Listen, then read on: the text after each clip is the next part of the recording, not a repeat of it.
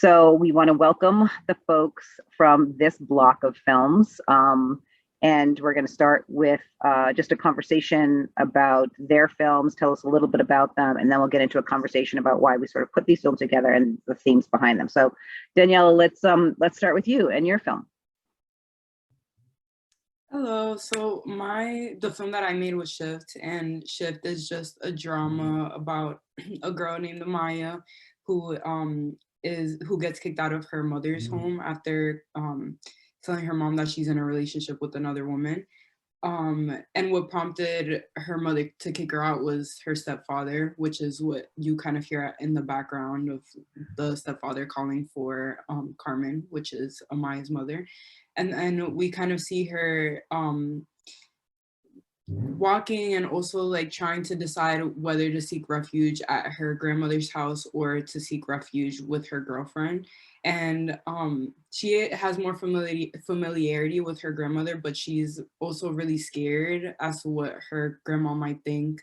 But she kind of knows deep down that she loves her unconditionally. And then we see her decide to go to her grandmother's house at the end, where she is accepted and her cousin meets her, accepts her, and yeah, so that's what it's about. That's the plot.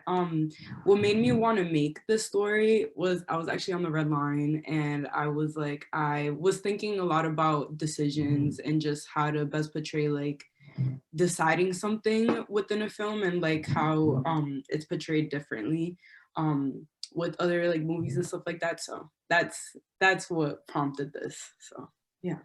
Great. And the red line is in Massachusetts. Well, it's in Georgia. Yeah, it's in Boston. Thank you, Daniela. And Corrine, why don't we go to you next with French Club? Okay, so I'm Corrine and I made French Club. French Club is about, it's a romantic comedy about a girl who has a crush in high school, and she's a girl unto her own. She has her own type of personality, and she's all about everything French. She's a Francophile, and so she decides to approach her crush in an unconventional way. She decides to communicate with him by leaving him notes, and eventually she asks to meet in person. So, and when they meet in person, it's about like, you know, whether she's gonna be accepted for who she is and her particular personality. And she eventually decides to remain true to herself throughout that encounter. So I made French Club because I wanted to do something about like a female character that was unique in the way that she is and the way she views the world, and that doesn't fit into a box, but that is also unapologetic about it, and that loves herself despite her peculiarities. And so I thought that was important to me, and that in general we need more representation about the different types of personalities that we can have as women of color. And so that's why I made French Club, and I'm really attached to the character itself of Iman. Yeah. Yeah, I mean, I think that's what for a lot of this is, this unapologeticness, this understanding, this coming to a realization that this is who I am, and these are the people who I really are going to surround myself with who understand that and support that. So Sarah, what about you for Cranberry Nights? Yeah, so I'm Sarah. I'm the writer-director of Cranberry Nights. And Cranberry Nights tells the story of Juana, who's a high schooler who sneaks out behind her mom's back to party with her friends. And we can kind of tell that like she's really careful, and she like pretends to drink, but like swaps out her drink and things like that. And she seems a bit like naive maybe, and we don't really know what's up with her. until her friends try to talk her into going to an after party, and she doesn't want to. And then it comes out, like not in the best way, that she's undocumented. Her friend kind of unwittingly reveals that in front of everybody, and the other people had no idea. And then she has to deal with the aftermath of that. And what really inspired the film, it's many things, truthfully, but mostly it was, to me, that frustration of how undocumented people are, if at all, are presented on screen. And it's usually always in that victimized position, typically in a moment of deportation. It's also like a certain type of person you usually see. So there's a lot of assumptions that go into our portrayals of undocumented people, and a lot of them I think are harmful. And Juana doesn't really fit the bill. Like she doesn't have an accent, like she's educated, she's in a good spot in her life, like you just don't assume. And if you don't look carefully, you miss the signs. And I really just wanted us to challenge those assumptions we have. And when we find out that she's undocumented, like ask, okay, how are we surprised, and why are we surprised, and what are the things that surprise us here? And just open up that portrayal of undocumented people to be a bit more nuanced and inclusive. Yeah, I mean, and what was really interesting about your film too was that the kids that were giving her the hardest time, were the kids that you would think, were her nationality, were her, and it wasn't, kids that you would think were, the minute they find out she's undocumented, they start, taunting her. And I thought that was interesting. And that, really she comes back to her best friend being like, you know what, I'm really sorry. And I'm here for you. And sort of like, she needs to now find who her people are, and the understanding that she is undocumented, and what that means for her going forward in her life, and who's going to be there to surround her and help her do that. Again, in this series, looking at, this is who I am. Like, you need to see me, you need to understand me, you need to understand, for this case in Cranberry Nights, what the peril is about people understanding that she's undocumented. So Aisha, and hey, Oliver, welcome. So we're just renaming, putting your film next to your name. You can just do that in the upper right-hand corner of your square where the little dots are. And we're just going around talking about the films that you created, the inspiration for making those films. So Aisha, why don't we start with do Cherry Lemonade. You're on mute. Okay. Hey, my name is Aisha. I am the writer and director for Cherry Lemonade.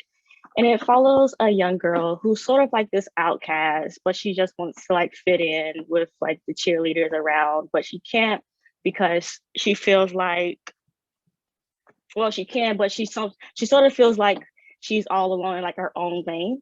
So when her brother is trying to like teach her how to be like tough and protect herself, because he thinks it's the most way to, he feels like it's the way that know how to like help her like situate herself and grow up. But she doesn't want to learn how to fight. She just wants to be a normal kid. She just wants to get a slushie that day. And she's like, no, I'm going to be doing this on my own because I don't want the tough love that you're giving me. And we just follow her on this journey, just going to get that slushie, but things happen to her that makes her realize that, you know, even if the people say they're around me that's going to protect me, or the people that present themselves as my protectors, my brother, sometimes they fail at it. So she learns how to hold her own. She realizes that she has to defend herself in her own way. And this was inspired because I grew up around older brothers in a lower class income neighborhood. And, you know, I just wanted to make a story that visualized my neighborhood and the beauty of it and the possible dangers of it as well. And it's like we follow this girl learning how to hold her own in a world that contains sometimes violent and tough men, even when those men present themselves as her protectors. And like, this is like the story that kind of like stuck to me all throughout my life. And, you know, it's also like a thank you letter to my brothers who tried to teach me and support me. So, yeah. That's great. Yeah, I mean, I loved her character because she, you know, it was sort of like, I don't need your help, but I need your help. And, yeah, you know, she realizes that those are the people that she can go to, that they're the people that she falls back on. for support as she's developing her own personality and her own sort of leadership in her own life.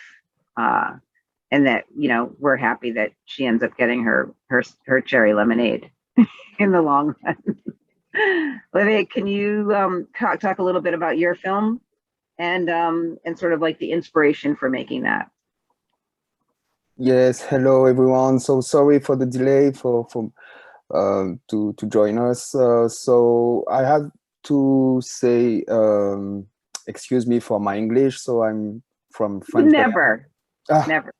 I understand, but I have difficulties to speak fluently. But yes, so I'm from French Guiana. Actually, I am in Paris, and my short film Lovena, talking about a little girl. She's a teenager. She's in the suburbs, close to the capital, named Cayenne, and she's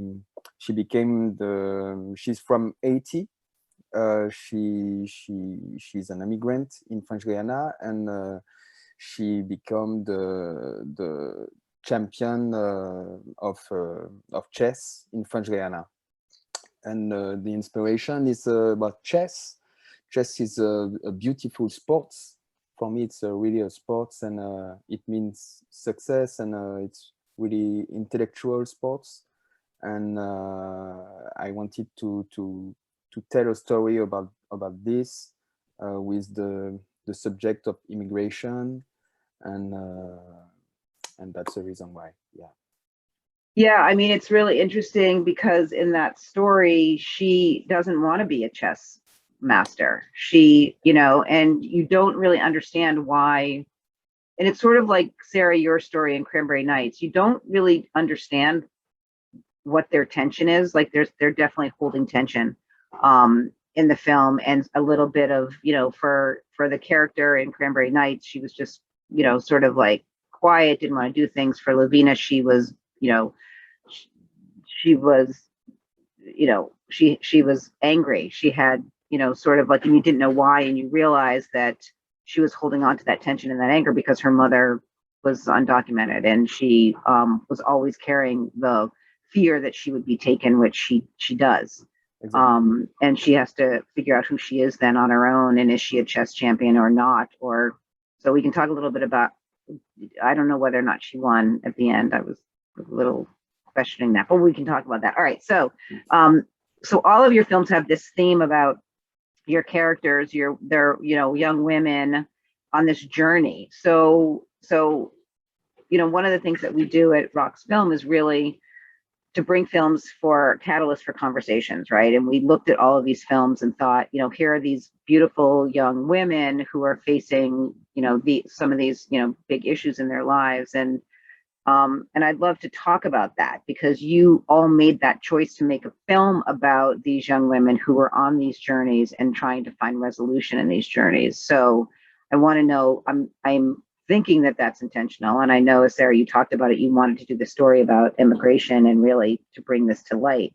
But for all of you, how important was that for you to make these films about these journeys of these women and the stories that you're trying to tell us? So I'm going to start with Aisha. Mute. And yeah, everyone can jump in. So this is a conversation. If people want to jump in and say, oh, that's really interesting, that's great, that's fine. It doesn't have to be. So Aisha. Yeah, it's like, as a filmmaker, I just yearn to bring the lessons I've learned as a child to like the big screen. And to me, it's a way to see Black girls, normalizing them, showing their journeys, like the 10 to 12, 13, you know, a perspective that we rarely see. And I love it because it's like a masterful exploration of Black girlhood. And that's like the type of filmmaker that I just strive to be. Wow, that is beautifully said, because it's true. I mean, that's what we're seeing in all of these. It's this exploration of these Black and brown women and helping them see, or helping us see their journey, and that seeing ourselves in them. as well. I think for all of your stories, I can see that, and I can see pieces of my life or other people's lives in those journey. So yeah. So Corrine, what about you about making this film? And you talked a little bit about it in the opening about sort of trying to talk about the story of that we all have different personalities, we all come at different things at different ways, and I think that in French Club it was comedic, and it was really fun to sort of watch her be the character she was. Right. So, and for me too, like that journey was important because one of the things about her character is that she was different and she knew she was different, but deep down she also had that fear of rejection, right? About being different. And so the film is about her really stepping into that and accepting that that's how she is, and she will love herself even if others don't understand her, and that at the end she can find other people that that relate to her and find a tribe of her own. So. Yeah, that was fun to watch her do that, and to watch her realize that there was someone who was going to love her and like her for who she was, and that she didn't have to change. Sara, what about the character in Cranberry Nights? I mean, she, what do you feel like her resolution was at the end of your short? And I just want to say too that shorts are not easy. And as a film festival producer, I love shorts. We love shorts because we love to be able to put them together. But we also recognize the difficulty of telling a story from beginning to end in a short period of time. So we just really appreciate that, and appreciate your work and being able to do that and bring these stories to fruition. So for Cranberry Nights. Yeah, and thank you. I find shorts extremely hard, honestly. And this was very much written as a proof of concept for a feature. So I kind of left it open-ended purposefully. Like the goal is very much for people to be like, but what happens next?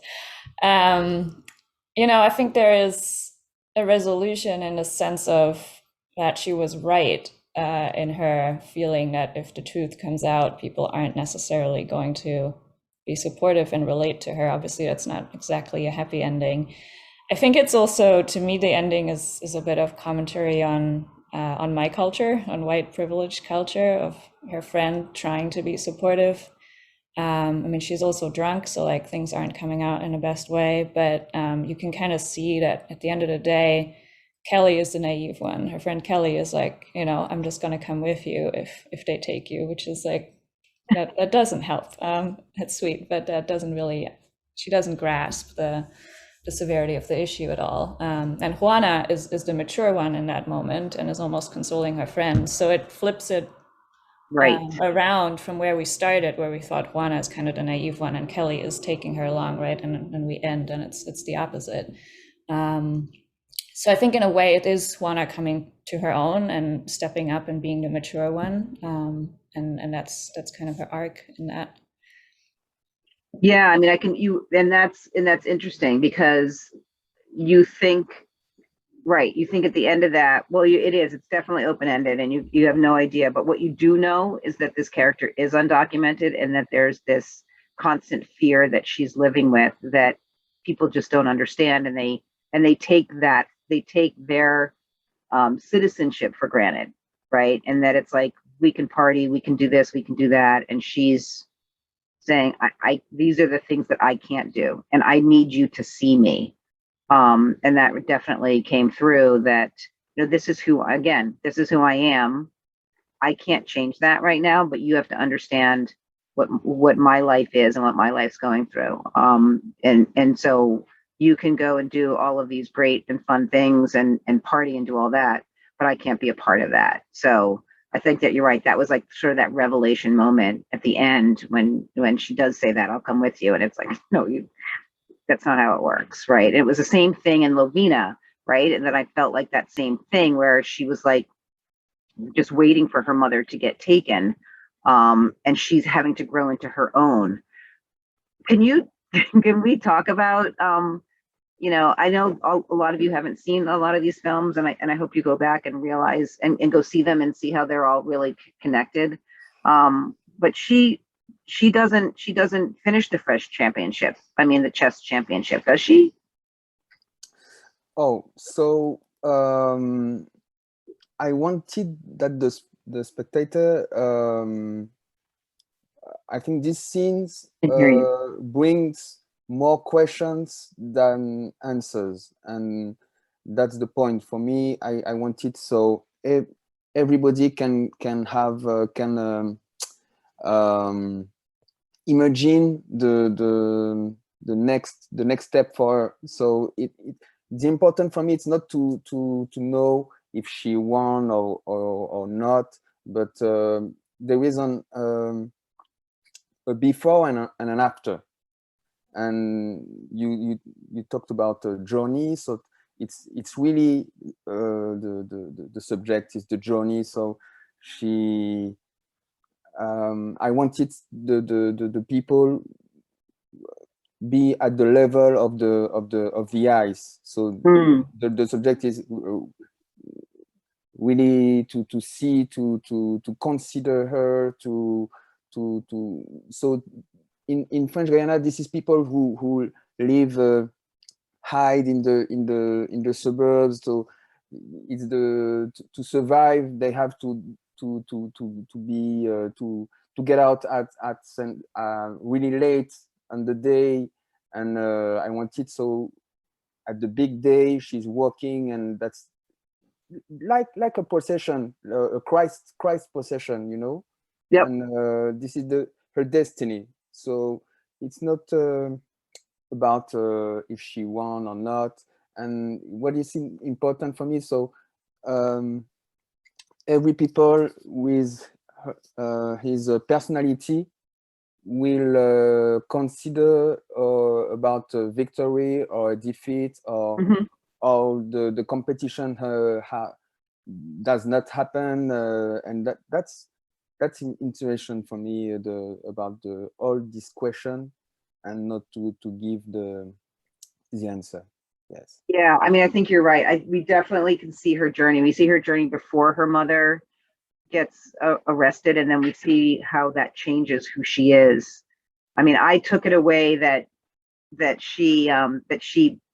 why would she give to a country that took her mother away? Sort of like why she was this, because she's this big celebrity now, because she's this big chess star, and it's sort of like trying to figure out who I am in this space right now. Am I going to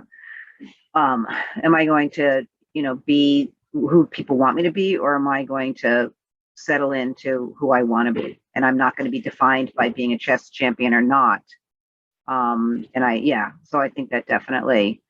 And so what about in Shift, the journey that this character makes and that they're on? Because I think in all of your shorts too, like, I can continue to think about what journey they're on. And that's what's beautiful about all of them. It's like, and for short films, it's like you ended them, but you ended them in a way that I'm thinking about what their next steps are. And that's wonderful, because and they're all very hopeful for me. So for Shift, about her journey into that space.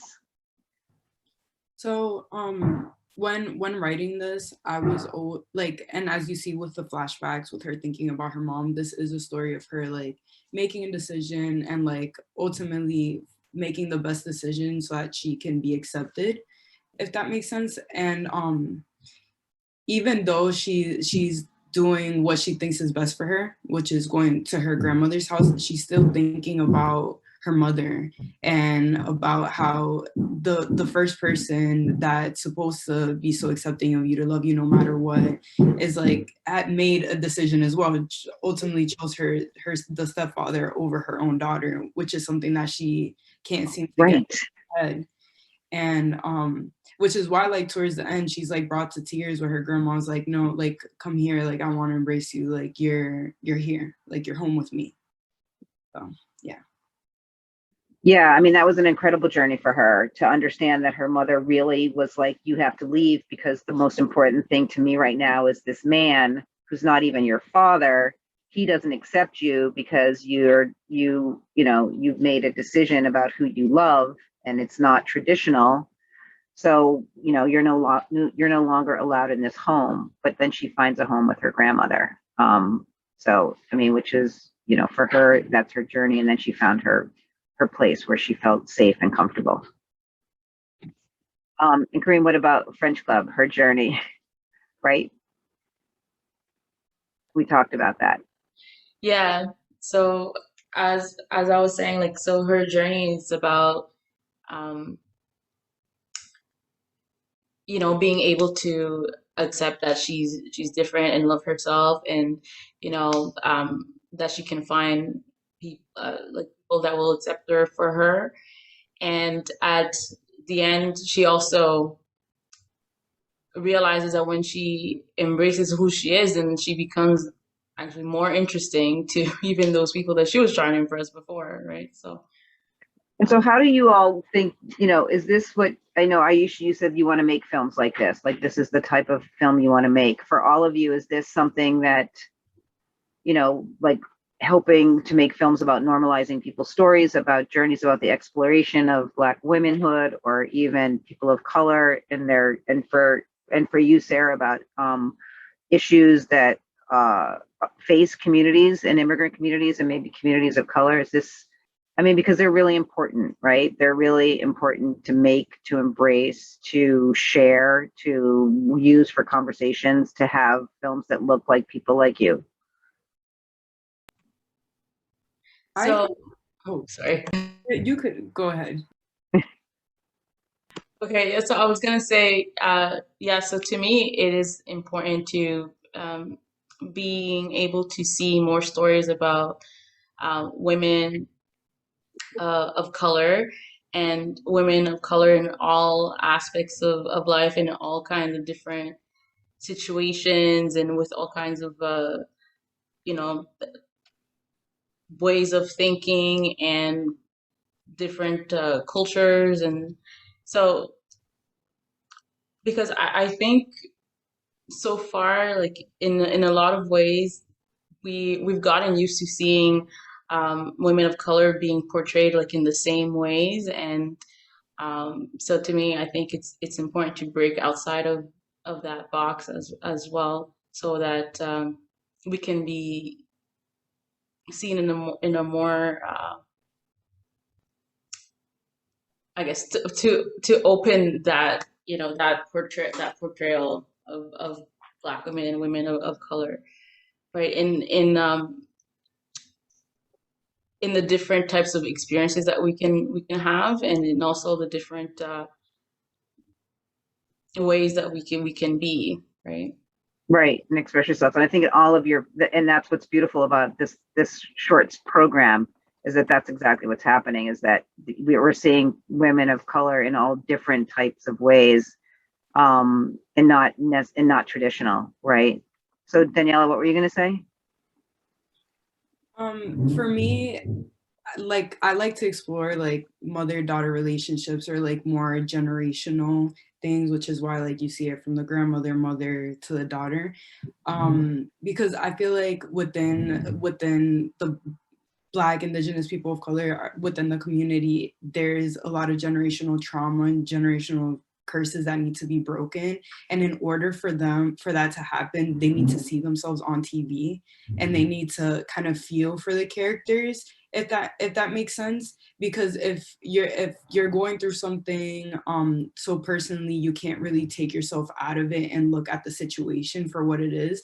Like the fact that Amaya's mother, Carmen, chose the stepfather, like she's doing it because she had to survive, or she sees it as a mode of survival. Like he's paying the bills, he's doing this, but for me, you're like a bill. You're not adding any value to my life. And if you look at it surface level, people are like, oh, like that's such a fucked up mom, but it's like, what does she go through in her life that made her think that this would be an acceptable choice? So I feel like that's the type of filmmaking that I want to get into, that I want to do, because like it's not normal. Like, you're going through PTSD, and if you're bringing a child into this world and this is how you're treating them, it's not okay. So yeah. Aisha, were you going to say something about? I wasn't. So But anyone on to- else? Oh, go ahead. Just one more comment about, like, I feel like, again, like, you know, I want to explore a Black girlhood, but I want to explore as well, like different genres like westerns, actions, and thrillers as well. Just not to like stay on like one specific theme, because it's like, to me, it's I want to like I want to just fly with different genres, if that makes sense. Yeah, no, that, I mean, absolutely. And I think that's important too, because it's about your journey too as a filmmaker, and and the stories that you want to tell. So I think that's important. Anyone else want to chime in on that? I mean, I can. I feel like also it's an elephant in the room, so I should, because I chose to make a film about someone who does not look like me, right? And I am an immigrant, but I don't look and sound like one to a lot of people. So it's just kind of always been glaringly obvious to me how much the way we talk about immigrants is just tied to racist notions, really. It's a lot about skin color and ethnicity, and not so much about whether you have a visa or not, right? And I saw that with my mom. Like, she was a refugee from Poland in the 80s, and she came to Germany, so she had an accent and she was treated a certain way. And then, you know, we always had undocumented Polish people around the house, because she was friends with all these people who would come to Germany and were like cleaners and whatnot. So there's a lot of similarities to what a lot of Mexican undocumented immigrants go through. But the whole cultural element is completely different. So it's definitely a stretch for me to be like, okay, I'm going to try this. And it's a conscious choice, because I want to represent the majority. I don't want to make a story that's super niche about a white immigrant. Also, they exist, of course, there are white undocumented immigrants, but it's so much rarer that I thought, okay, for it to have the impact that I want it to have, I do want to present it. I do want to start with the stereotype and then subvert that. And it took a lot of interviews and meeting with people and just getting feedback and making sure I'm getting this right, and the language and all these things. And I'm going through the same thing now with my feature, where some people are like, why is she Mexican? Like, does she have to be Mexican? And it's an ongoing conversation. But to me, it's also an opportunity to, bring a community to the screen who deserves so much more exposure, and not hire more white actors, and just bring diversity both to the screen and behind the camera. And that's why I made that choice, because I feel like, especially right now, I'm not helping anyone if I show more people like myself on screen. But it's definitely a tricky one, and I'm always open to feedback if it's working, and it's an interesting journey. Yeah.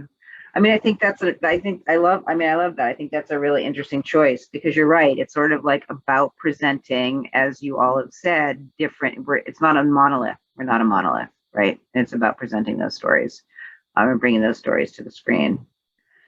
So I just want to thank you for your films, for the work that you're doing, the work that you will continue to do, the stories that you will continue to bring to a lighter light, so to speak, to share them with wider audiences, to share them at other festivals. I just think it's so important. It's not just, and it's clear that you are creating these stories for helping people to understand other people's journeys and the importance of those journeys, and that we all come from different places and spaces. And it's wonderful to be able to see that, and for audience members to see themselves on the screen. If a conversation, Cranberry Nights causes a conversation around immigration and an understanding about why people are, or same with Lovena, about issues, about, how people live in certain places, and with Shift and French Club and Cherry Lemonade, that they see themselves in that. I think that is success 100%. So, yeah. I mean, we at RoxFilm just want to thank you for being here, for allowing us to share your vision and your voice. And we will continue to support you in your journey. If you need us to help do that, we're here for that. Thank you. Yes, Thank you so you. much. Thank you, Liza. You're welcome. And thanks for being on closing day. We appreciate that. All right, so everyone take care. And we have all your social media handles and everything, so we will definitely be following you and supporting you along the way. So thanks so much for being here. Thank you. Thanks. Bye. Thank you. All right, take Bye-bye. care. Take care. Ciao.